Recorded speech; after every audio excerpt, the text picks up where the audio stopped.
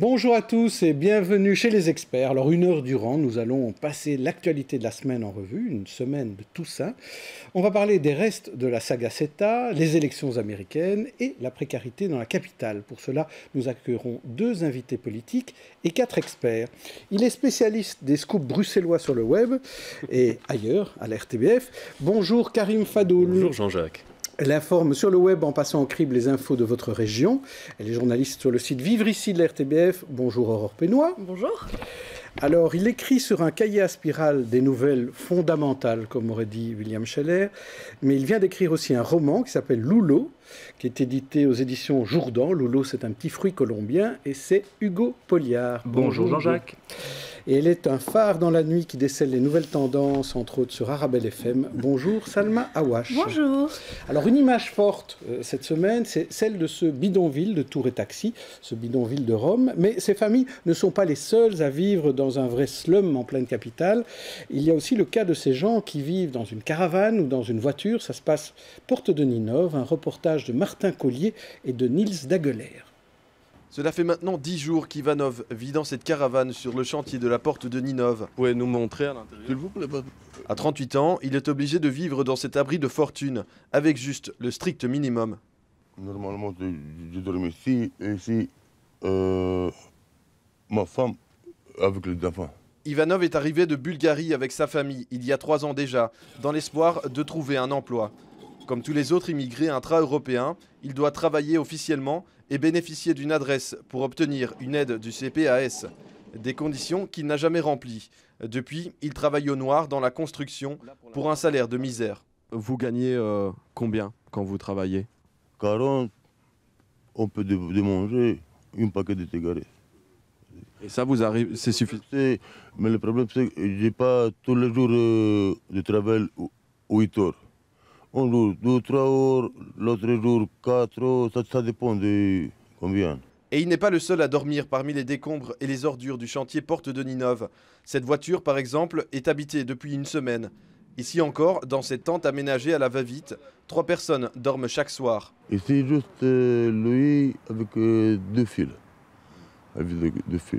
La même chose, c'est très pauvre, très pauvre. Pour l'instant, Ivanov peut compter sur la générosité des voisins qui lui amènent chaque soir de quoi manger, les centres d'hébergement étant souvent complets. Il n'y a pas de place, parce que beaucoup de, comment ça s'appelle, c'est aussi beaucoup d'étrangers. Là-bas, on m'a dit que nous sommes bulgares et nous avons des droits, nous sommes Union européenne. Si je ne trouve pas, maximum 1 semaine, je vais aller à mon pays. Je me retourne là-bas parce que ça, c'est pas vie pour moi, pour ma famille. En 2014, on dénombrait plus de 400 personnes qui dormaient en rue. Alors Karim Fadoul, on a vu ces images apparaître, notamment grâce à un reportage sur ce qui se passait à Tour et Taxi. Ça dure toute l'année en fait. Ici, on est peut-être un peu plus touché par cela parce qu'on approche de l'hiver. Parce qu'on approche de l'hiver, parce qu'il y a plusieurs lieux justement où se situent, où se trouvent, où dorment de manière précaire ces personnes étrangères, parce que ce n'est pas la première fois. On se souvient, il y a un peu plus d'1 an, il y a eu le parc Maximilien, il y a eu entre guillemets le squat des anciens établissements Fourcroy. C'est revenu en avril au printemps, ça revient maintenant entre Jette et Laken, et il y a ici Porte de Ninove. Avec une particularité, c'est que ce sont des personnes précarisées européennes. Donc on pourrait penser qu'elles pourraient trouver une solution entre guillemets, à leur misère sur place, dans leur pays d'origine, mais elles doivent malgré tout quitter leur pays d'origine pour essayer de trouver une solution à leur vie, de meilleurs jours, ici, chez nous. C'est quand même paradoxal, surtout dans l'Union européenne que l'on connaît aujourd'hui. Il y a cette construction que l'on veut solidaire. Ce n'est pas du tout le cas. Aurore Pénois. Ça me fait penser à 2 choses et 2 objets médiatiques actuels. Le premier, c'est Daniel Blake, qui est justement au cinéma en ce moment et qui est en fait sur le même sujet. Ces gens qui, à un moment, sortent du système pour une raison ou pour une autre, ou qui n'ont pas accès au CPAS. Le film parle un peu la même chose, et cette descente à la rue, ça fait aussi penser à ce projet de peut-être faire travailler bénévolement des bénéficiaires du CPAS et de les...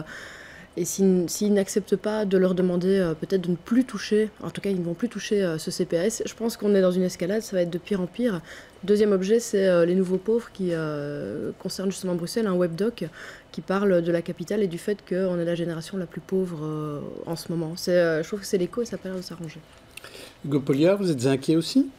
Oui, évidemment, c'est triste de voir ces images. Maintenant, j'ai l'impression que en fait, la pauvreté, quand je regarde un petit peu les chiffres au niveau belge ou européen, où la précarité n'a pas l'air de bouger beaucoup. Entre 1997 et 2016, les chiffres du nombre de gens qui sont sous le seuil de pauvreté en Belgique sont les mêmes. Donc j'ai l'impression que ça dépend aussi de qu'est-ce qu'on montre, quand on le montre et comment on le montre. Maintenant, c'est clair que ce genre de situation, c'est inacceptable dans les rues de Bruxelles. Salma Ouache ? Moi, ça m'inspire quand même une réflexion qui reste ouverte sur le fonctionnement de notre système aujourd'hui, que ce soit un système d'aide qui doit venir, mais après, c'est-à-dire qu'abord, avant, quand on tombe dans ce genre de situation, on a besoin d'aide, mais pourquoi on tombe dans ce genre de situation ? Qu'est-ce qui cloche avec le système actuel pour qu'on ait... Je n'ai pas pu vérifier les chiffres par rapport au taux de précarité, mais j'imagine qu'il y a beaucoup de choses qu'on ne calcule pas, notamment face à l'afflux de migrants. Qu'est-ce qui se passe dans le monde aujourd'hui, dans le système et capitaliste et économique et social, pour qu'on ait autant de gens qui soient au banc de la société, comme s'ils décrochaient, comme s'ils tombaient en fait tout d'un coup et on ne sait pas trop quoi en faire. On va poser la question à nos deux invités, Michael Verboed et Gaëtan Van Guatsenoop. Je les invite à nous rejoindre en studio.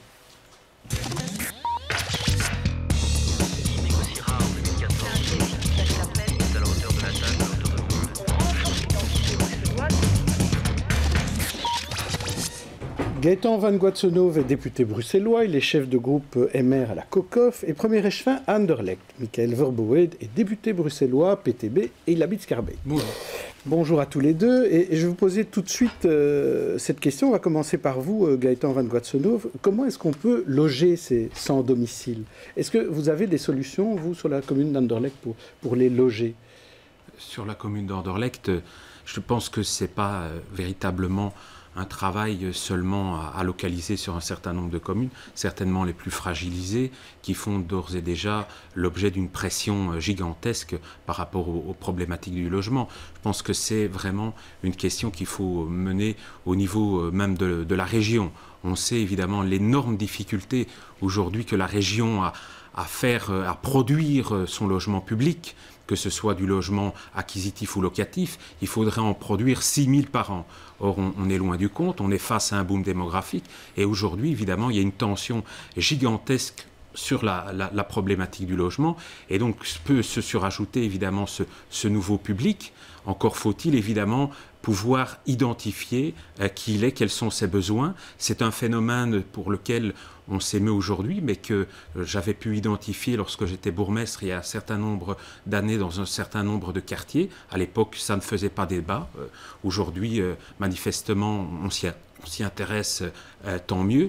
Mais très clairement, la façon avec laquelle il faut, en quelque sorte, nouer le lien avec ce public n'est pas aussi évident qu'il n'y paraît. Il ne s'agit pas seulement de dire, voilà, on va créer quelques logements spécifiques pour les accueillir et puis tout le problème sera réglé. Il y a là, je pense, dans la façon avec laquelle on aborde la précarité dans cette région qui est croissante, qui est devenue évidemment écrasante dans un certain nombre de quartiers, quelque chose aujourd'hui qui est, de mon point de vue, alarmant. D'autant plus alarmant que, alors que la précarité marque de façon violente cette région, il y a aussi, parallèlement, la fuite de la classe moyenne qui remet en cause notre faculté de pouvoir financer nos politiques sociales dont pourraient bénéficier ces personnes, mais aussi des milliers et des milliers de Bruxellois. Alors, Michael Verboed, je suppose que vous partagez une partie de ce qu'a dit Gaëtan Van Guatsenoop. La précarité, ce n'est pas bien, hein, il faut faire quelque chose. Et sur l'analyse sur le reste, vous êtes d'accord aussi ? Moi, je trouve que d'abord, il faut trouver une solution rapide pour toutes les personnes qui sont en rue. Et on a un plan hiver qui est mis en place à la région. On ne comprend pas très bien pourquoi c'est limité uniquement en hiver. Il y a des gens qui sont aussi à la rue en été, ça pose d'autres problèmes. Il n'y a pas le froid, mais il y a d'autres problèmes aussi qui sont liés au fait qu'ils sont dans la rue. Donc qu'est-ce qu'il faudrait faire tout de suite ? Donc, évidemment, développer des structures d'accueil, ça c'est quelque chose qui est important, et pas seulement les ouvrir que pendant l'hiver. Mais on pense que globalement, la question de la précarité, et là c'est vrai que je rejoins l'analyse de mon collègue de droite sur la question de la précarité qui augmente. Quand on voit par exemple le logement ici dans notre commune, qui est un des thèmes prioritaires pour le PTB, on voit que la part du salaire que les Bruxellois mettent dans leur logement n'arrête pas d'augmenter. Les loyers ont augmenté de 22% en 10 ans en plus de l'inflation. Donc ça veut dire que ça devient de plus en plus dur pour les Bruxellois de continuer à payer leur logement. avec des situations extrêmes comme des gens qui doivent quitter leur logement parce qu'ils n'arrivent plus à le payer ou doivent s'entasser dans les logements insalubres. Et nous, on prône véritablement un encadrement et un abaissement des loyers sur le marché privé. Ce qui est important, on va lancer une campagne là-dessus pour dire qu'il faut baisser les loyers à Bruxelles, revenir au moins au niveau de 2004. Il y a 10 ans, ça pourrait faire économiser 150 € par mois par ménage. Et ça peut régler le problème de ces Roms, par exemple, qui sont à Tour et Je ne pense pas Taxi? que ça peut régler le problème des Roms. Je dis que c'est le problème global de la précarité qu'il faut prendre en compte. La question du logement est un thème préoccupant pour beaucoup de Bruxellois. Et j'ai dit, pour ces familles qui sont à la rue, il faut des structures d'accueil et pas seulement pendant l'hiver. Karim Fadoul. Il y a quand même des solutions à trouver à court terme par rapport à ces personnes. Si on ne parle pas uniquement de l'apport de Ninove, moi ce qui m'a surpris un petit peu, c'est que le PTB est toujours habitué à organiser de grandes campagnes de communication, très fort dans la com. Et ici, on ne vous a pas entendu, on vous a beaucoup entendu parler du CETA, on en reparlera tout à l'heure, mais très peu de ces situations, de gens qui sont quand même dans des situations de détresse. Enfin, c'est affolant quand on voit cela. Pourtant, je me rappelle, une des premières choses que j'ai faites une fois élu député, c'était justement aller visiter des gens qui vivaient au parc Maximilien, donc pas les réfugiés, mais des gens... n'existe plus. Non, mais non, c'est ça. D'accord, mais je veux dire, au mois de juin 2014, il y avait des gens qui sont en fait un mini bidonville qui avait aussi au parc Maximilien. C'est une des premières choses que j'ai faites, c'était aller les voir. Donc c'est quelque chose sur lequel on est. Mais ici, le public, c'est vrai, le public n'est pas le même. Ici, c'est un public d'Européens. Ce sont pas. Alors il y a une solidarité qui s'organise. Au travers d'associations, de particuliers, des personnes particulières. Mais c'est pas toujours si simple. J'ai eu l'expérience de personnes qu'on a essayé d'aider très concrètement. Vous parlez des Roms qui étaient notamment place d'Availlant, c'est ça? Non, pas nécessairement. Ils étaient plutôt du côté du Ring. Ils vivaient en dessous des sorties, des entrées du Ring. Exactement. Et un certain nombre de ces personnes refusaient de bouger de place. Et là, ça devient évidemment un autre problème. Il faut aussi souligner quelque chose, c'est que les pays d'origine, il faut aussi peut-être leur rappeler quels sont leurs devoirs. Et donc, comment, en quelque sorte, se débarrasser de tout ou partie de certaines populations, ça ne va pas dans l'Europe du XXIe siècle. Ça, il faut aussi insister par rapport à ça. Et Bruxelles ne peut pas être une région qui répond finalement à un certain nombre de comportements qui sont inacceptables du point de vue tout simplement du respect de la personne. Vous voulez dire des comportements racistes qu'il peut y avoir en Bulgarie ou en Roumanie, dans ces pays-là, et qui font que ces populations se retrouvent plutôt chez nous. Salma Awash. Moi, je vous ai entendu parler de logement. C'est vrai qu'il faut loger ces personnes, c'est la solution à court terme qu'on voit, mais quand vous dites oui, il faudrait faire baisser le prix du logement ou il faudrait pouvoir les reloger, finalement, c'est une situation temporaire, parce que le souci qu'ont ces gens, c'est qu'ils n'ont pas de sous. De toute façon, c'est qu'ils n'ont pas d'activité économique, ils n'ont pas d'opportunité de travail.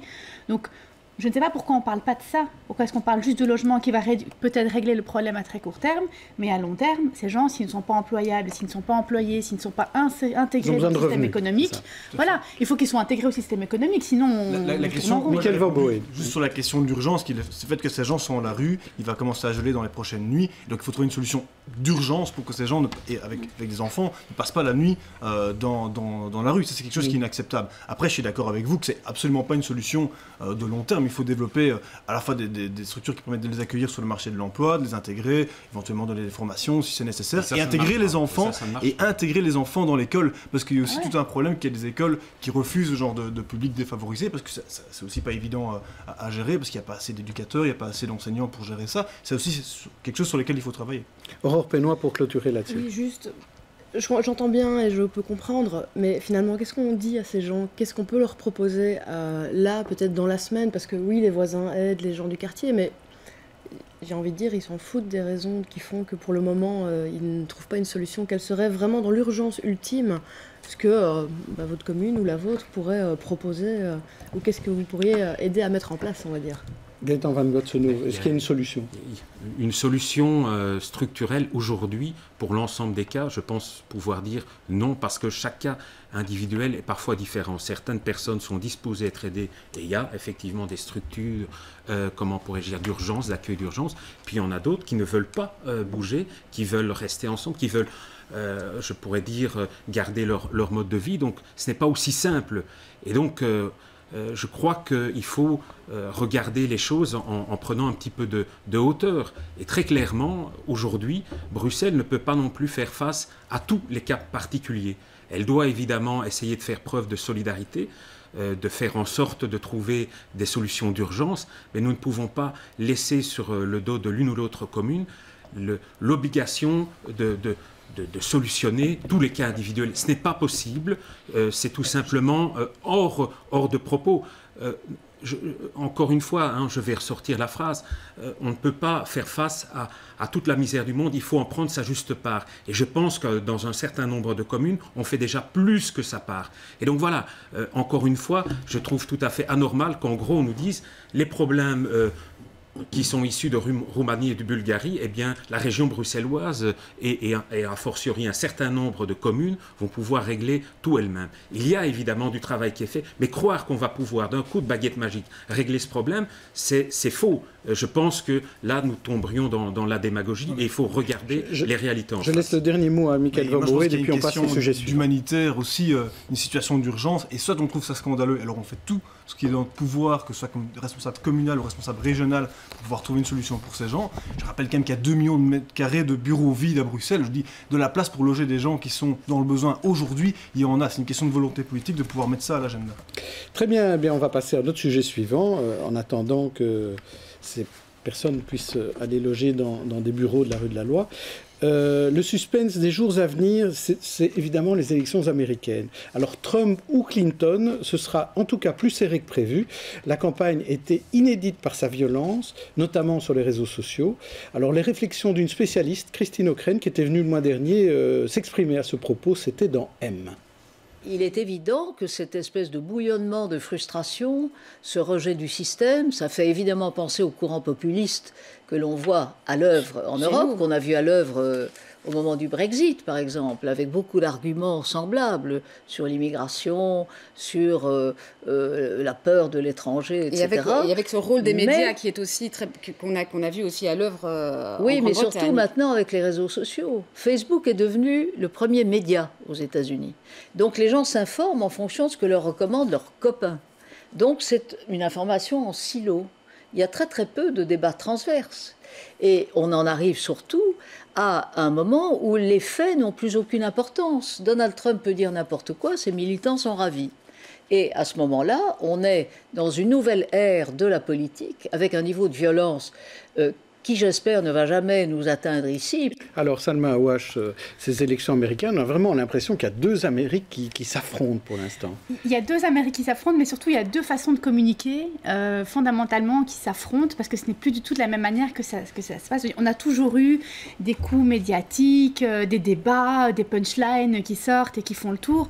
La seule chose, c'est qu'aujourd'hui, ces contenus, effectivement, sont sur les réseaux sociaux, et je voudrais rajouter une nuance. Ce qui se passe, en fait, c'est que, moi j'ai des chiffres, c'est une infographie qui a été publiée par le Nouvel Obs le mois dernier, où Hillary Clinton fait, je vous donne donc les chiffres approximatifs, 109 millions de dollars de publicité, donc qu'elle a acheté d'espace pub, contre 18,7 millions de dollars pour Donald Trump.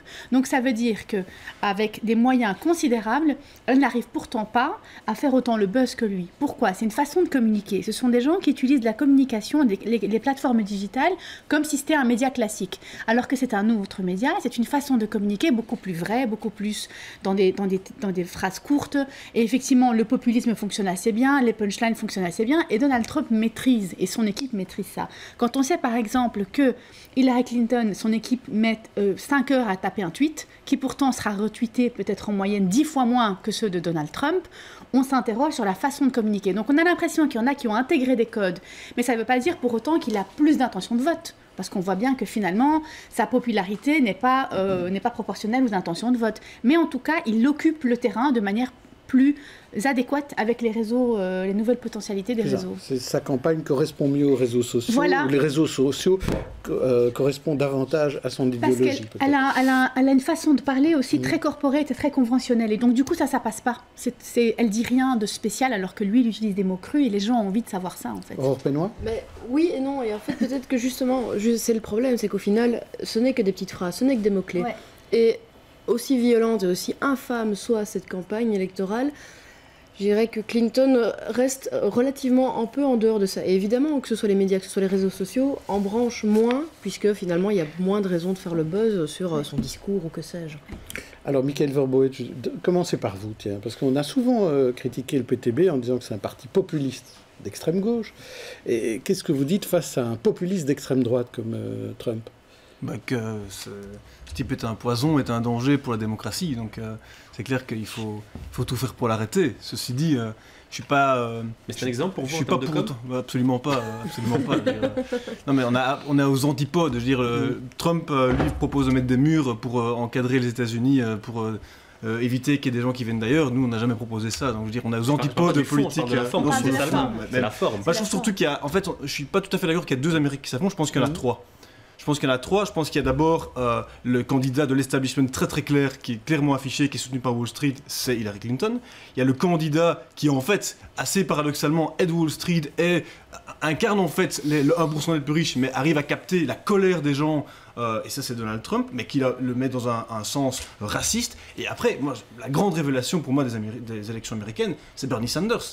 C'est quelqu'un qui a réussi, qui n'est pas candidat, mais qui était le candidat malheureux de l'investiture démocrate, qui a était à ça d'avoir l'investiture démocrate et qui lui représente justement l'espoir. Le nombre de jeunes qui sont déplacés par dizaines ou centaines de milliers pour assister à ces meetings, 13 millions de personnes qui ont voté pour lui sur un programme qui aux États-Unis est révolutionnaire, c'est-à-dire sécurité sociale, salaire minimum à $15, éducation gratuite, soins de santé gratuits, etc. C'est quelque chose de révolutionnaire. Et ça, c'est une autre Amérique qui a eu l'occasion de s'exprimer pendant la première partie des élections. Et normalement, cette Amérique-là devrait voter pour Clinton. Ils doivent voter pour Clinton pour éviter le pire. Oui. Mais ceci dit, c'est ce que vous diriez, vous, si vous étiez à leur place? Honnêtement, personnellement, moi j'écrirais Sanders sur mon bulletin de vote en grand. Donc, le rang d'invalide. Nini, comme Sarkozy en France. Et vous, Gaëtan Van Guatsonov? Ça démontre une préoccupante dégradation de la vie politique dans toute une série de démocraties. On regarde évidemment les États-Unis avec une certaine forme de commisération. Mais ce qui se passe dans un certain nombre de pays européens n'est pas glorieux non plus. Ce qui se passe en Autriche, par exemple, ou dans d'autres pays, montre qu'il y a aujourd'hui de véritables tensions. Et donc le populisme est évidemment un énorme problème, parce que expliquer des choses complexes, et le monde est devenu complexe de façon simple avec des coups de com', c'est très compliqué évidemment de faire barrage avec un discours construit et nuancé. Est-ce que ce n'est pas un message que les gens adressent en allant de plus en plus vers le populisme, envers la classe... Ce qui est vrai aux États-Unis, c'est que malheureusement, un certain nombre de formations politiques, et les démocrates en particulier, semblent avoir un petit peu tourné le dos à cette frange de l'Amérique travailleuse, la petite classe moyenne, ces gens qui ont vu passer de toutes sortes d'effets d'annonce, mais qui ont vu leurs conditions de vie se dégrader. Et donc ces gens, évidemment, réagissent aussi avec ce très mauvais conseil qui est celui de la colère. Et donc la peur aujourd'hui construit des murs, que ce soit le populisme de gauche ou de droite, on voit que ça finit toujours par construire des murs. Les murs de Trump, le mur de Berlin en son temps, ce qui se passe en Corée du Nord n'est quand même pas non plus glorieux, et infiniment pire. Je ne suis pas sûr que ce soit l'exemple de Michael Zobo et la Corée du Nord. Et infiniment pire que tout ce qu'on peut même imaginer avec Trump. Et il n'en reste pas moins vrai qu'on voit bien clairement qu'aujourd'hui, ce qui est le moteur de tout cela, c'est la peur. Elle est très mauvaise conseillère. Et l'histoire nous démontre que lorsque les gens ont peur, ils sont amenés à faire tout simplement des choix qui sont ceux du repli, de la colère et parfois de la haine. Et donc, évidemment, tous les démocrates doivent s'interroger par rapport à ça. Et il ne suffit pas seulement de dire le débat est misérable aux États-Unis. Il faut que chacun s'interroge et qu'il remette évidemment un petit peu un certain nombre de questions sur son assiette, ici en Europe, ici en Belgique, ici à travers le monde, parce que je crois que c'est un révélateur de l'évolution de nos démocraties au XXIe siècle. Hugo Polliard. Oui, je partage un petit peu ce point de vue. Et s'il pouvait y avoir autant d'articles sur les élections européennes en Belgique, quand il y a des élections européennes, qu'il n'y en a aujourd'hui sur les petites phrases de Trump, à mon avis, notre démocratie se porterait mieux. C'est de nouveau de la faute des journalistes européens, c'est de votre faute? Non, pas du tout. Mais je veux juste ajouter aussi, je crois que pour les États-Unis, ce qu'il y a aussi, c'est que cette espèce de choix entre la peste et le choléra. Quand vous discutez avec les Américains, finalement, ils en arrivent aussi à se dire, mais enfin non, ni un ni l'autre. Il y a vraiment un peu ce triple partage. Et oui, je me demande qui va gagner. Il y a d'autres candidats, on parle souvent de Karim Fadoul. On parle souvent de Clinton et de Trump, il y a 3 autres, donc 3 ou 4 autres. Donc, il y a des centaines d'autres. Anecdotes, mais les principaux. Et vous n'avez pas peur avec ce qu'on a connu pour le Brexit, qui est finalement, effectivement, une élection de Trump mardi soir. On ne peut pas l'exclure, même si on voit que dans les États clés, les sondages laissent entrevoir quand même que Clinton va l'emporter. Mais c'est vrai que sur les pourcentages de vote, on est dans un mouchoir. Donc il faut être très prudent par rapport à ça. Et surtout, quel que soit le résultat, en tirer les conclusions. Ça, c'est très important. Plutôt que déplorer, dire que Trump est un fou, un idiot ou un mégalo, etc. Il faut en tirer les conclusions ici et maintenant. Et chacun, plutôt que de dire c'est un problème purement américain, je pense que c'est beaucoup plus que cela. C'est plus que cela, Michael Verboen? Moi, je pense surtout qu'il y a un fossé qui se grandit entre l'establishment américain et le peuple, les travailleurs américains. Je sais que j'étais en vacances cette année-ci aux États-Unis et je peux vous assurer que le déclassement des classes travailleuses et le fait que ces gens sont dans la misère, qu'ils voient le fossé s'agrandir entre le 1% le plus riche et les 99 autres %, oui, évidemment que les gens sont en colère. Et donc il y a deux voies de l'exprimer. Soit on va l'exprimer vers des solutions racistes, c'est ce que Trump essaye de faire, soit on va avoir un programme qui, à mon avis, est de gauche et enthousiasmant, qui est celui de Sanders ou quelqu'un d'autre plus tard. Et ça, je pense que c'est... Mais ça, c'est le même débat en Europe. Je veux dire, je trouve que c'est le même débat en Europe. Soit on va aller vers plus d'autoritarisme, soit on va avoir des solutions de gauche qui vont changer la société. On reste sur les grands débats internationaux. On va parler de CETA. La saga CETA qui n'en finit pas, parce que, notamment pour ceux qui n'ont pas vu que le CETA était signé dimanche dernier, c'était pas une fin pour eux, cette signature de dimanche. Tout au long de la semaine, des actions ont été menées. Exemple avec ce détournement de publicité. Le collectif est né spontanément donc autour de quelques personnes qui ont voulu s'inspirer du projet Brandalism qui avait déjà fait ce genre d'action auparavant en Angleterre et qui a fait une action très médiatisée lors de la COP21 où ils ont détourné plus de 600 affiches. Et donc c'est né, on va dire, il y a 2-3 semaines, je pense. Et l'organisation est assez rapide, comme c'est des actions qui ne demandent pas énormément de préparation. Un appel à projet au préalable avait été effectué pour récolter des visuels auprès d'artistes. Et de fil en aiguille, ça s'est fait assez vite pour arriver à l'action d'hier. C'est un activiste qui ne voulait pas se montrer, c'est pour ça qu'il était de dos à la caméra, comme vous avez pu vous en rendre compte. Et donc ils ont mené effectivement une série d'actions cette semaine. Il faut battre le fer tant qu'il est chaud. Tant qu'à faire, je pense que mais il est froid, c'est du buzz moderne. C'est du buzz moderne, mais des supports anciens. Voilà, c'est un petit peu ça. Non, je pense que c'est effectivement garder peut-être ce qui a mené à toutes ces discussions pour les futurs traités. Il y en aura d'autres, que ce soit pas le type en l'occurrence, mais avec d'autres pays et d'autres nations et d'autres groupes de nations. Donc, mais c'est vrai que c'est assez original. Ça change un peu de la publicité. Maintenant, est-ce que c'est vraiment utile? Je suis un peu sceptique. Alors, Michael Verboen, vous avez certainement mal vécu, vous, cette signature du CETA. Vous en voulez encore au PS et au CDH d'avoir retourné leur veste ou d'avoir signé trop tôt? Moi, je pense surtout que les activistes, comme on a vu un ici, mais en fait, il y a des centaines de milliers de personnes à travers toute l'Europe, en fait des millions même, puisqu'il y a 3 millions qui ont signé une signature. C'est grâce à cette pression-là, cette pression démocratique, cette pression populaire, qu'on a pu avoir un débat aussi intense, qui s'est cristallisé en Wallonie, et qui en fait, quand on regarde ce qui se passe en Allemagne, il y a eu une manifestation de 300 000 personnes, aux Pays-Bas, il y a des dizaines de milliers de personnes qui ont manifesté aussi, donc je trouve que ça c'est sain, et c'est ça qui a permis de faire en sorte que les lignes bougent un petit peu. Et là où j'en veux au PS, c'est pas tant d'avoir signé, je veux dire, c'est dans leur logique. Ce qui est grave là-dedans, c'est qu'en faisant ça, ils donnent le signal, c'est fini et on a atterri. Alors que moi, je pense que le débat est loin d'être fini, puisque le CETA a été signé, mais il n'a pas encore été ratifié. Ça veut dire que les parlements vont encore une nouvelle fois, d'ici 1 ou 2 ans, continuer à s'exprimer sur le sujet. Et il va falloir savoir si oui ou non les parlements, notamment wallons, vont le voter. Et je trouve qu'un signal important, c'est de dire continuons la mobilisation, continuons à mettre la pression pour que la Wallonie et Bruxelles ne soient pas les seuls à s'opposer au CETA. Et c'est là-dedans que je trouve que le Parti Socialiste en particulier a une lourde responsabilité, c'est-à-dire qu'ils ont fait atterrir le mouvement social qui avait été si prometteur. Alors vous avez un ennemi commun, Gaëtan Van Guatsonov, le Parti Socialiste. Écoutez, je pense que... Moi, mon ennemi c'est le CETA, c'est pas le Parti Socialiste. Moi, je n'ai pas d'ennemis, je n'ai que des adversaires. Mais fondamentalement, le Parti socialiste, ici, on comprend bien que s'il avait été aux manettes et que M. Di Rupo avait été Premier ministre, ce traité aurait été ratifié comme une lettre à la poste. En 2011, on a ratifié un traité avec nos amis sud-coréens, pays de 51 millions d'habitants. On n'a pas vu grande émotion. Pourtant, je pense que c'est un pays aussi où il y a... comment pourrais-je dire, un certain nombre de divergences avec nos façons de voir les choses. Au demeurant, ce traité n'a pas été catastrophique. On n'a pas vu une foule de produits se déverser sur notre marché. On ne nous a pas imposé des choses inacceptables. Ce traité est globalement considéré comme une bonne chose tant pour l'Europe que pour la Belgique. Le Canada a 33 millions d'habitants. Je ne pense pas que ce sera une catastrophe non plus, bien au contraire. Mais le Canada était proche des États-Unis et, vous aurez compris, ça a titillé l'anti-américanisme d'un certain nombre. Le PS a compris tout l'intérêt qu'il pouvait gagner en faisant monter la sauce là-dessus, d'autant que, n'étant plus au fédéral, il pouvait évidemment faire un chien de sa chienne haut et mer. Il n'en reste pas moins vrai, vous savez, que tout ça est un peu décevant sur le fond. Parce que moi, j'ai vu les ambassadeurs avec d'autres députés de la COCOF, on les a reçus, les ambassadeurs canadiens, représentants du Québec, nous parler avec passion de leur volonté de se rapprocher de notre modèle, de partager des valeurs.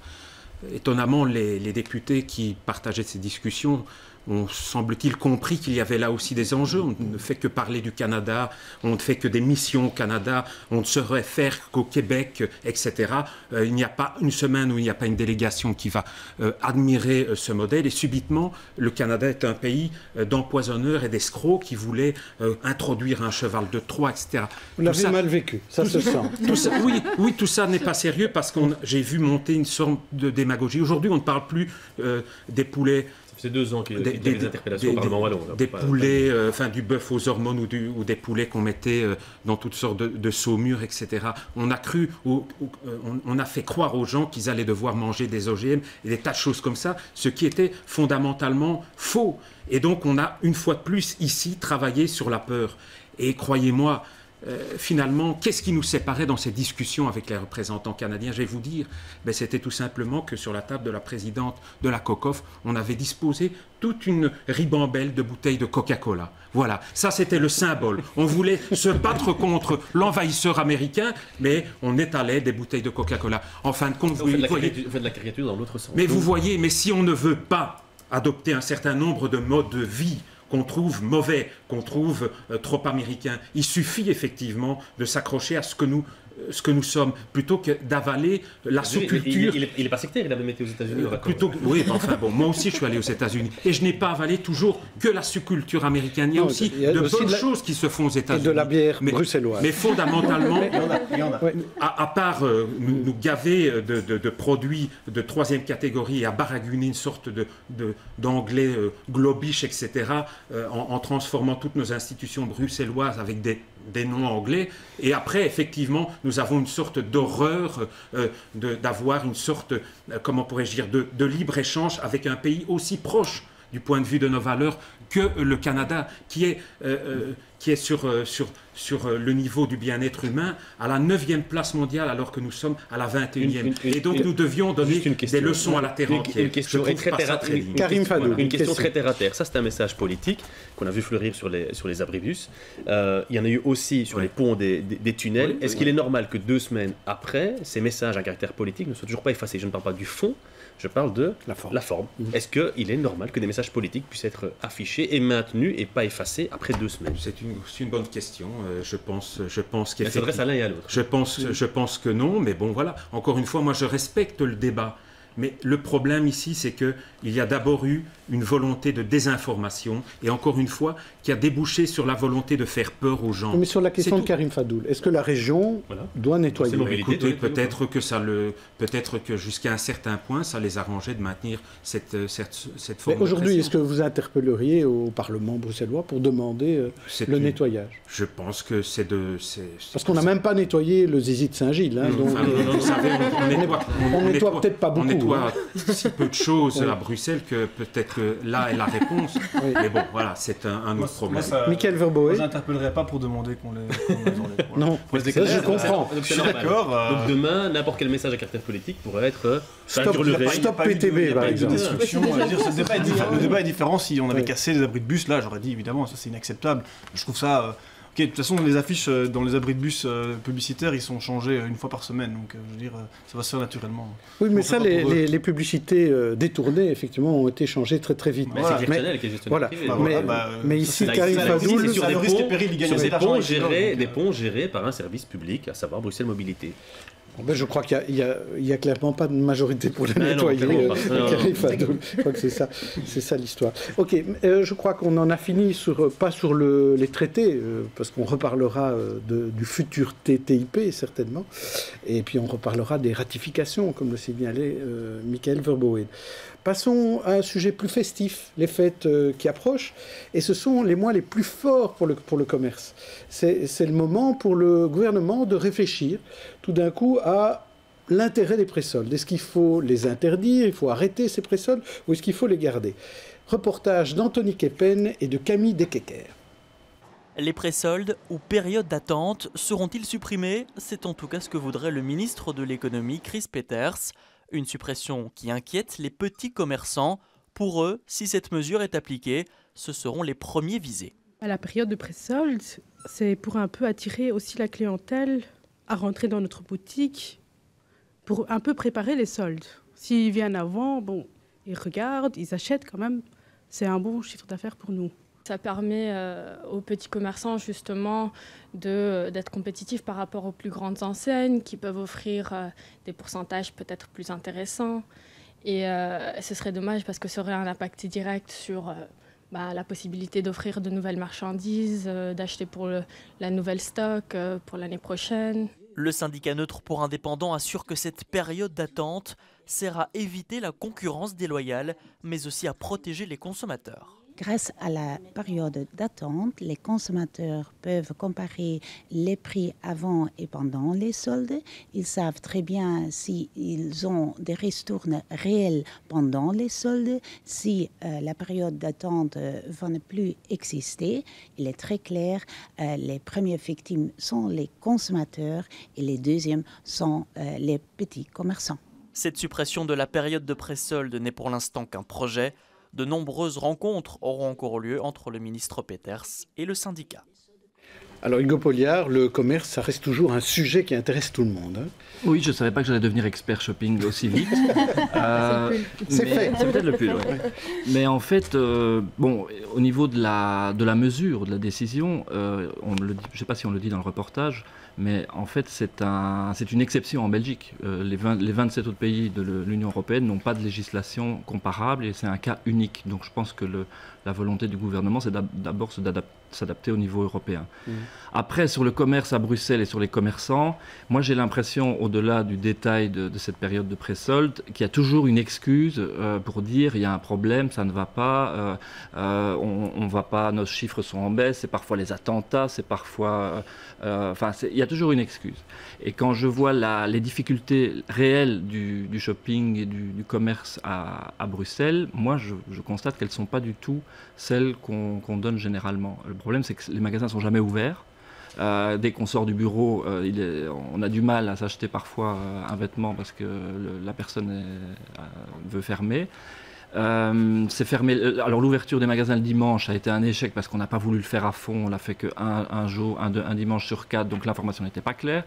Et à côté dimanche, de ça, c'est ouvert pour ceux que ça intéresse. Voilà, mais c'est le dimanche où c'est ouvert. Mais tout ça est très lent et il y a quand même un petit peu de conservatisme dans la façon dont les commerçants, et peut-être pas tous les commerçants, à mon avis, ceux qui les représentent, réagissent parfois à des mesures qui sont simplement du bon sens et de l'adaptation à des normes européennes. Salma Ouache. Moi, ce qui m'intrigue là-dedans, c'est l'effet, c'est ce qu'on va appeler l'effet groupon. C'est-à-dire qu'on a l'impression qu'on ne peut plus acheter les choses si elles ne sont pas soldées. Et que donc, ça veut dire quelque part, c'est où est-ce que le prix de base est trop élevé, donc ça veut dire qu'on n'a pas le pouvoir d'achat pour, ou est-ce qu'on consomme beaucoup plus que ce qu'on pense parce que c'est soldé, c'est un mélange de tout. Mais c'est un peu comme ce que je dis, l'effet groupon, c'est-à-dire que si on a l'habitude d'acheter quelque chose tout le temps à prix réduit, il est impensable qu'on l'achète au prix plein après. Donc, quelque part, est-ce que c'est la bonne idée? Est-ce que c'est de parler du fait qu'on a les présoldes ou pas? Ou est-ce que c'est de parler de l'accès à la consommation ou de la façon qu'on a de consommer aujourd'hui? Alors, est-ce que notre système de solde fonctionne bien, Gaëtan Van Boissonneau? C'est un système qui, historiquement, est souvent remis en question. Le hasard veut que quand j'étais jeune étudiant en histoire, j'ai eu un travail sur la question des soldes. Et on voyait déjà que depuis des décennies, cette question des soldes et des pré-soldes était tout le temps sur la table. Et donc c'est vrai que c'est délicat. Il faut évidemment, surtout dans la période actuelle, être très attentif à ne pas fragiliser les petits commerces. Et donc moi j'encourage le ministre à entreprendre un dialogue à fond avec le secteur pour ne pas en quelque sorte traumatiser d'autant plus un secteur qui a connu des années difficiles. Mais d'un autre côté, je suis assez d'accord avec ce qui a été dit. Aujourd'hui, il y a de nouvelles façons de consommer et il faudrait aussi, par rapport à ça, qu'on puisse aider les commerçants à s'adapter à ce genre de nouveaux modes de consommation. L'e-commerce est effectivement quelque chose qui se développe et sur lequel il faut évidemment plutôt encourager les uns à les autres de montrer dans le train plutôt que de regarder éternellement les chiffres se dégrader, de se dire « Ah ben écoutez, cette année les soldes n'ont pas été bonnes, il faudrait faire plus ceci et un petit peu moins de cela ». Manifestement, le problème ne peut pas tourner exclusivement autour de la question des soldes. Il y a, je pense, d'autres enjeux qui permettront, et je l'espère, de retrouver un commerce de proximité dynamique et sans doute plus raccroché au mode de vie urbain qu'on connaît aujourd'hui à Bruxelles dans d'autres villes. Michael Verboet, qu'est-ce que le PTB propose en matière de commerce? Comment dynamiser les petits commerces? C'est une bonne question. D'abord, sur la mesure en tant que telle, je trouve ça assez paradoxal qu'une mesure qui va a priori plutôt léser les petits commerçants, c'est un ancien patron des petits commerçants, à savoir Chris Peters, qui la propose. Il était l'ancien patron de l'UNISO, qui était l'Union des classes moyennes flamandes. Je trouve assez ironique qu'au fond, c'est lui qui propose une mesure qui va a priori plutôt avantager les grandes enseignes. Moi, je pense que le débat fondamental dans la question de redynamiser le commerce, c'est la question du pouvoir d'achat.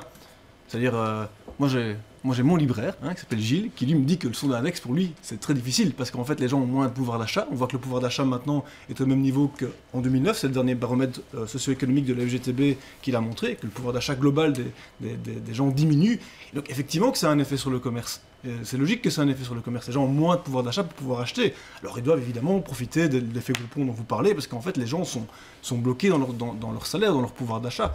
Et donc, je pense qu'une des manières de redynamiser les commerces, si on veut le faire, et notamment les commerces de proximité, c'est de redonner du pouvoir d'achat aux travailleurs. Ça peut être bon pour les grandes enseignes aussi. Ça peut être bon pour les grandes enseignes, mais en tout cas, ça peut être que bon pour l'économie. On est dans une situation où on réduit le pouvoir d'achat des gens, on produit de plus en plus, et à un moment donné, ça aboutit à une crise. Mais justement, est-ce que les fêtes, est-ce que c'est un bon moment pour le commerce? Parce qu'on a vu Halloween, c'est une fête qui ne fonctionne pas très bien en Belgique, elle fonctionne très bien ailleurs, mais en Belgique, c'est aussi une fête un peu commerciale. Est-ce que, Karim Fadoul, est-ce que ça marche? Parce qu'il faut savoir qu'il faut créer un pont entre la période des soldes, la rentrée scolaire, et puis vous avez les fêtes de fin d'année, vous avez un gap entre qui est assez long.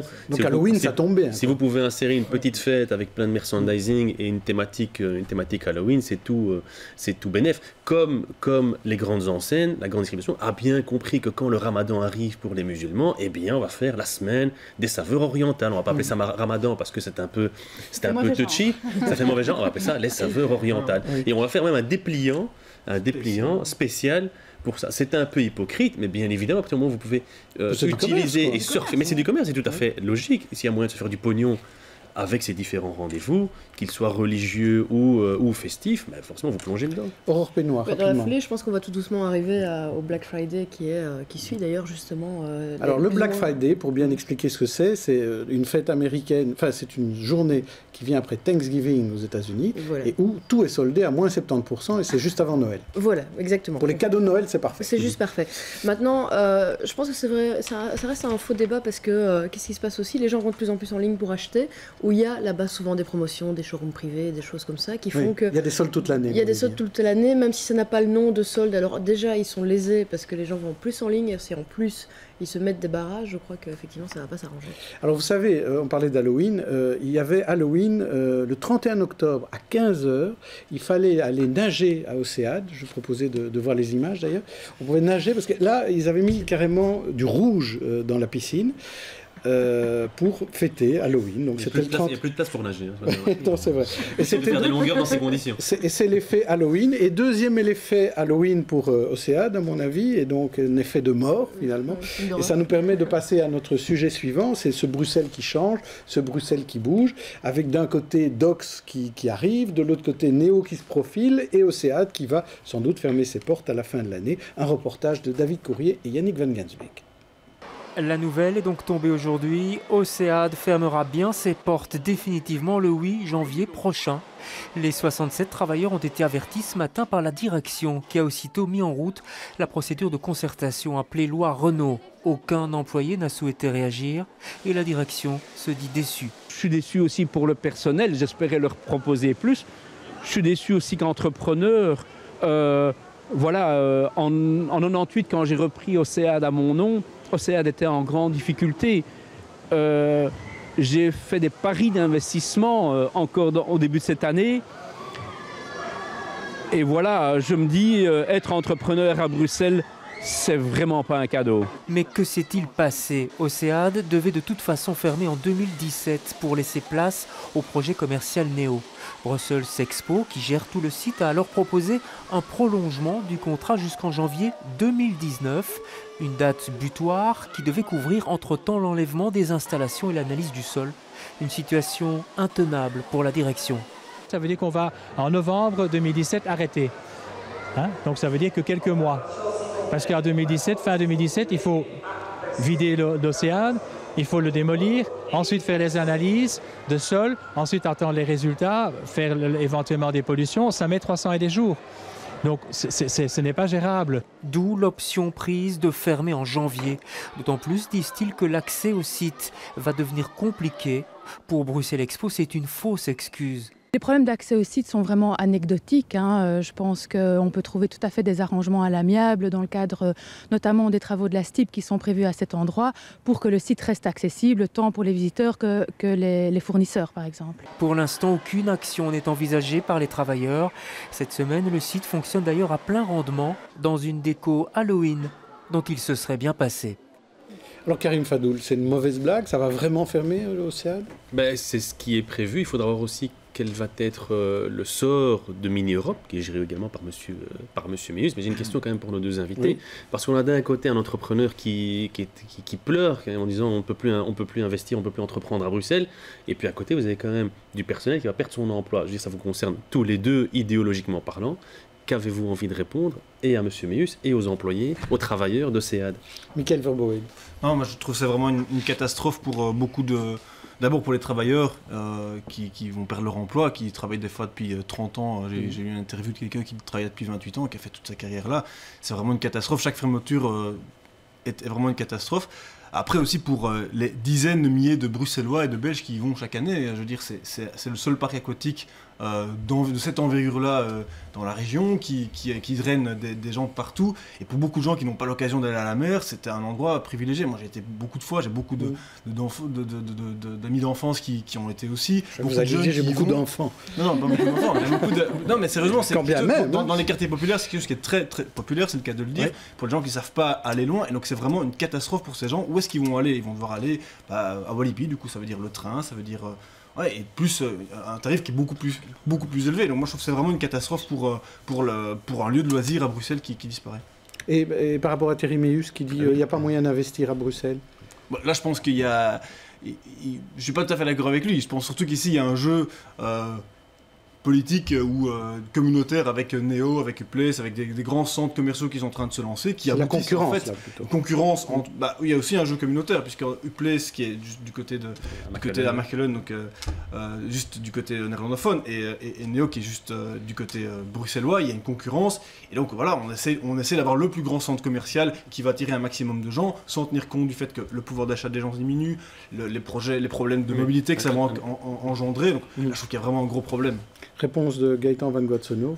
Clairement, quand on voit des gens qui perdent leur emploi, on ne peut pas être insensible à ça. Donc ce sont des gens, évidemment, qui, dans les mois qui viennent, vont se retrouver face à une difficulté. Maintenant, on est là à l'égard de tous ces grands projets, en tout cas d'une partie des grands projets bruxellois, qui consiste évidemment à se déployer sur une ville qui fait 162 km². Et donc, pour créer un grand projet, il y a deux façons de faire. Ou vous construisez sur les quelques friches qui existent encore à Bruxelles, c'est possible au niveau du canal, ou dans ce cadre-ci, vous construisez la ville sur la ville. C'est quelque chose évidemment qui se fait dans un certain nombre d'autres villes également. Maintenant, sur l'opportunité et sur le débat qu'il peut y avoir sur l'intérêt évidemment de voir Neo prendre toute la place du Heysel, c'est un débat qui, je pense, a toute sa place au sein du Parlement bruxellois.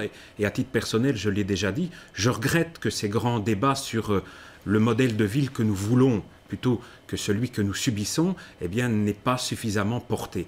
On a découvert que que la région avait décidé d'intégrer Neo dans ses vues, très bien, mais il y a une commission du développement territorial et je regrette régulièrement de voir que ces grands débats sur la ville, sur le modèle de ville que l'on veut, sur un certain nombre de choix stratégiques, bons ou mauvais, ne se font pas à ce niveau-là. Et je crois qu'il faut redonner à ce Parlement régional ses lettres de noblesse pour parler et pour décider du modèle de vie et aussi un petit peu pour trancher l'opportunité ou non d'un certain nombre de ces grands projets. Alors Hugo Polliard, on parlait d'emplois en moins chez Océade, mais il y a des emplois en plus chez Dox. Oui, je pense que ça résume un petit peu ce qui se passe dans Bruxelles en ce moment. Il y a on va dire des infrastructures peut-être vieillissantes ou des choses qui existent là depuis 30 ans qui disparaissent ou qui doivent changer de nature. Et puis il y a des nouvelles choses comme par exemple le Dox ou les grands centres commerciaux. Et voilà, au final, il faut voir ça sur le... Moi, ça me rappelle un peu le piétonnier. Vous aviez les commerçants d'ancienne génération qui étaient là depuis 40 ans et qui étaient contre, parce que pour eux, c'était la fin d'une époque et qu'il fallait s'adapter à certaines réalités. Et puis, vous avez les nouveaux commerçants, dont certains que je connais ne désemplissent pas et doivent même ouvrir de nouvelles enseignes. Donc, ça résume un petit peu Bruxelles qui change. Moi, je trouve ça très positif. Je suis allé voir le Dox en rentrant de Colombie et... Ça m'a rappelé tout de suite la Colombie parce qu'en fait... ah bon, oui, il fait aussi beau. Parce que, à l'intérieur, il fait bon, justement. Pour la Belgique, c'est bien les centres commerciaux parce qu'au moins, il fait pas froid. Mais au-delà de ça, en fait, en Colombie, les centres commerciaux sont immenses, un peu à l'américaine, et ça fait partie vraiment du tissu urbain. Et c'est pas uniquement des endroits, comme on veut les présenter, le temple de la consommation, où on ne ferait qu'acheter, c'est aussi des lieux de vie avec les familles qui vont manger. Il y a même la messe, bon ça c'est en Colombie, qui est donnée dans le centre commercial. Donc c'est des endroits qui font partie de la vie, du vivre ensemble. Donc on a une proposition pour Dox. C'est quelques cérémonies religieuses, peut-être. Ça peut drainer du monde. Ça, c'est Nicolas. Il faut pour ça qu'ils ouvrent le dimanche, puisqu'en Colombie, tout est ouvert. Malgré que ce soit un pays très catholique, tous les magasins sont ouverts le dimanche. Eh bien, on va passer à vos coups de cœur à présent, après avoir parlé de ce commerce bruxellois et de toutes ces institutions bruxelloises qui apparaissent et d'autres qui disparaissent. On va commencer par Karim Fadoul, et son coup de cœur du jour, c'est de nous parler de rire, d'humour. Exactement, avec de jeunes humoristes qui veulent le percer, sont des jeunes qui n'en veulent, comme disaient les Deschiens à l'époque. C'est le Made in Brussels Show, ça se passe le 7 novembre, c'est au Théâtro, c'est Chaussée de la Hulpe. Et le principe, c'est le principe des comédie clubs, hein. Donc ce sont de jeunes artistes, jeunes humoristes qui vont se produire sur scène pendant une quinzaine de minutes et puis ils vont être jugés, ça peut être très sympa et pourrait y avoir des révélations. Et donc j'invite nos téléspectateurs à s'y rendre. Merci, c'est un bon conseil en tout cas, mais conseil moins rigolo avec Aurore Pénois, mais tout à fait intéressant. Et de saison, exactement. Aurore. Oui, c'est un livre de photos sur les cimetières de Bruxelles, c'est peut-être l'occasion aussi de partir en balade, en restant au chaud peut-être chez soi, près du feu. C'est tous les cimetières bruxellois. Il y a vraiment des endroits somptueux. Les photos sont assez sympas. Donc bon, voilà, c'est vrai qu'on est encore un peu dans la semaine de la Toussaint, donc ça reste quand même de bon ton, on va dire. Mais donc voilà, c'est un ouvrage que je vous conseille vraiment. Alors Hugo Polliard, en dehors de votre roman qu'on peut lire, donc évidemment, vous allez quand même nous parler d'autre chose. Vous vouliez nous parler d'un certain Léo. Oui, Léo. Alors, Léo, c'est pas culturel, c'est Léo Not Happy. C'est un jeune étudiant qui s'appelle en réalité Adel Django et qui a décidé de nettoyer les rues de Bruxelles tout seul. Et on voit les images de ces photos. Il a soumis, voilà, ça c'est un exemple d'un ramassage. Donc ce qui se passe, c'est qu'il a fini par organiser des ramassages avec les habitants des quartiers, et c'est un truc qui est en train de prendre de l'importance. Bon, là, il a essayé les mégots sur 4 rues à Bruxelles. Il en a eu 600, je crois. Et donc voilà. Et maintenant, le prochain ramassage a lieu le 27 novembre dans le quartier d'ailleurs près de la gare du Midi ou de la Porte d'Anderlecht, oui. Et je vais y aller pour voir. Il paraît que c'est une expérience très intéressante de conscientisation aussi, au-delà de nettoyer une rue, il y a un effet démultiplicateur qui est dû que les habitants qui participent. C'est ça. Bon, si toi aussi tu veux nettoyer ta rue avec Hugo Polliard, mais c'est le 27 novembre, porte d'Anderlecht. À présent, avec Salma Awash, on va parler d'autre chose, on va parler de temps de travail. Oui, alors, les Islandaises, le 24 octobre dernier, ont arrêté de travailler à 14h35. Voilà, elles ont arrêté de travailler, en fait, quand elles ne sont plus payées comme les hommes, de la même manière. Donc il y a une différence salariale qui sont régulièrement publiées par les organismes de statistiques. Et donc en France, c'est le 7 novembre et les femmes arrêteront de travailler à 16h34.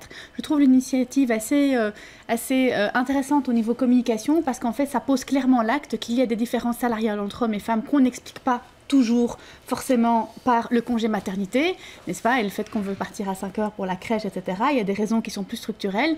Et je ne sais pas si ça fait avancer le débat, mais en tout cas, tout le monde est clairement conscient de la différence de salaire. On arrête de travailler. Donc on a calculé, en Belgique, ça ferait qu'on arrêterait de travailler vers 2h30. Oui, voilà. Si on commence à 8h. Si on commence à 8h, voilà. On y va. On y va. Mais restez encore un petit moment, parce que j'ai mon propre coup de cœur. C'est 10 ans après sa disparition. Il va y avoir enfin un musée Raymond DeVos. Mais c'est pas en Belgique, c'est pas à Bruxelles, hélas. C'est dans l'endroit où il a vécu pendant 40 ans. C'est à Saint-Rémy-les-Chevreuses. C'est dans sa dernière demeure. Et c'est pour la première fois, il y a un musée pour un artiste de music hall. C'est assez rare. Donc j'espère qu'on y pensera, nous aussi, pour nos artistes de music hall à Bruxelles. Alors vous, messieurs, invités politiques du jour, est-ce que vous avez un conseil à donner à nos téléspectateurs? Gaëtan Van Guatsonov, quelque chose à faire à Anderlecht peut-être? Anderlecht, dans les jours prochains, on va pouvoir découvrir le nouveau centre d'interprétation du canal qui est mixé avec un centre d'entreprise qui est établi dans un bâtiment assez remarquable le long du canal, Coop, et donc je crois que c'est l'occasion de redécouvrir à la fois cette zone du canal et tout son potentiel. Et puis pour les familles, j'ai eu l'occasion d'être amené par ma femme à voir un film tout à fait sympathique, film d'animation, c'est Ma vie de courgette. Et donc ceux qui aiment les films d'animation avec un plus, avec de l'âme, allez voir Une vie de courgette, c'est vraiment, vraiment sympa. Et vous, votre conseil, Michael Verboet, c'est du cinéma aussi? Beaucoup moins drôle, c'est moi Daniel Blake de Ken Loach, évidemment, qui a reçu la Palme d'Or à Cannes cette année, qui raconte en fait les histoires pas très marrantes d'un chercheur d'emploi britannique qui est poursuivi par l'administration, qui est pourchassé par l'administration. C'est très triste et je pense que ça vaut vraiment la peine pour montrer à quel point un système de chasse aux chômeurs peut dégénérer dans notre pays. Et voilà comment on revient à notre premier sujet de l'émission. Merci à tous, invités politiques et experts, d'être venus aujourd'hui. Bon week-end à tous, bonne fin de congé de Toussaint et à la semaine prochaine.